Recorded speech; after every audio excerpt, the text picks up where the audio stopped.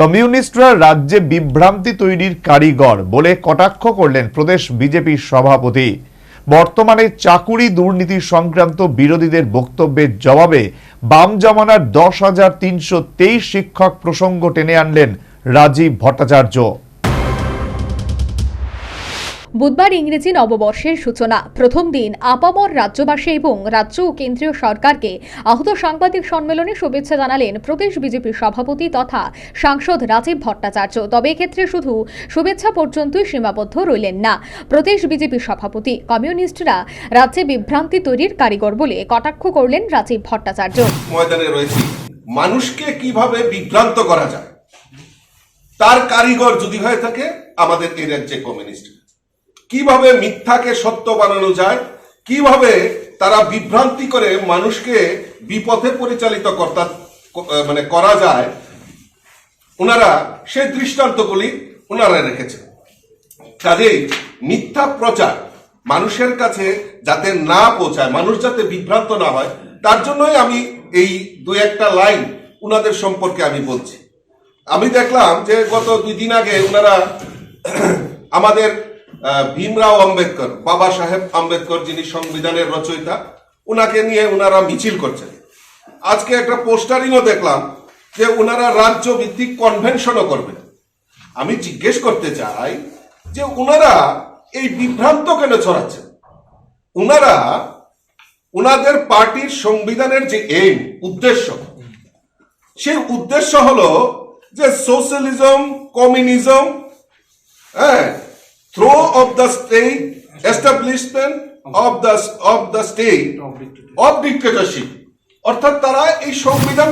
শুধু তাই নয়, সম্প্রতি সিপিএম এর পলিট ব্যুরো সদস্য মানিক সরকার রাজ্যে ঘুষের বিনিময়ে চাকরি হচ্ছে বলে যে অভিযোগ তুলেছেন, এরও জবাব দিলেন রাজীব ভট্টাচার্য। তবে এ ব্যাপারে বেশি কিছু না বলে বাম জমানার 10,323 শিক্ষকদের চাকুরি ইস্যু তুলে ধরে বামেদের তির্যক করলেন প্রদেশ বিজেপির সভাপতি। নিয়োগ নীতির কথা বলছেন, যে কটা চাকরি হয়েছে নাকি ঘুষের কথা বলছেন? আমি তো বলছি প্রমাণ করার জন্য। স্বচ্ছ নিয়োগ নীতি এই রাজ্যে চালু করেছিল, সে কমিউনিস্টই চালু করেছিল। সারা ভারতবর্ষে সেটা যখন হয়েছে এই রাজ্যেও চালু হয়েছিল। আমি প্রশ্ন রাখতে চাই, 10,323 আজকে চাকরিগুলি গেল কেন? তাদের জন্য কেন? তাদের তো কোনো দোষ নেই, তারা তো আমাদের রাজ্যের ছেলে, আমাদের এই রাজ্যের ছেলে মেয়ে, আমাদের পরিবার, আপনাদের কেউ পরিবারের ছেলে মেয়ে হতে পারে। তাদের চাকরিগুলি গেল কেন? এই জবাব তারা দেবে। আমরা যেই চাকরিগুলি দিয়েছি সুষ্ঠু নিয়োগ নীতির মাধ্যমে, এবং আগামী দিনেও এই সুষ্ঠু নিয়োগ নীতির মাধ্যমে আমাদের রাজ্য সরকার আমাদের ট্রান্সপারেন্ট রিক্রুটমেন্ট পলিসির মাধ্যমে আমাদের সরকারি চাকরিগুলি দেওয়া। এছাড়া বর্তমান কেন্দ্র এবং রাজ্য সরকার রাজ্যবাসীর স্বার্থে যে সমস্ত প্রকল্প চালু করেছেন সেগুলির উপস্থিত সাংবাদিকদের সামনে তিনি তুলে ধরেন।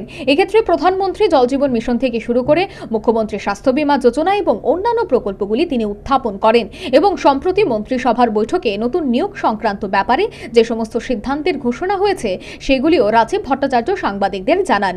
সর্বোপরি কমিউনিস্টরা রাজ্যে বিভ্রান্তি তৈরির কারিগর বলে বামেদের কটাক্ষ করলেন প্রদেশ বিজেপির সভাপতি।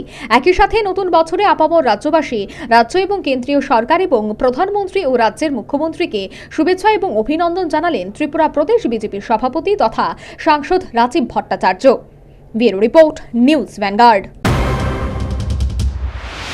সিজা ইনস্টিটিউট অফ কিডনি সায়েন্সেস কিডনির জটিল রোগের চিকিৎসার জন্য এক উৎকৃষ্ট প্রতিষ্ঠান, যেখানে উত্তর পূর্ব ভারতের প্রথম এবিও অসামঞ্জস্য কিডনি প্রতিস্থাপন এবং মৃত ব্যক্তির কিডনি প্রতিস্থাপন করা হয়। এখানে 115টিরও বেশি কিডনি প্রতিস্থাপন এবং উত্তর পূর্ব ভারতের সবচেয়ে বেশি হিমোডায়ালিসিস করা হয়েছে এবং এই সংখ্যা দিন দিন বাড়ছে। সিজা institute of kidney sciences Tripura সরকার সহ অরুণাচল প্রদেশ, মেঘালয়, মিজোরাম, মণিপুর এবং নাগাল্যান্ড সরকার দ্বারা স্বীকৃতি প্রাপ্ত।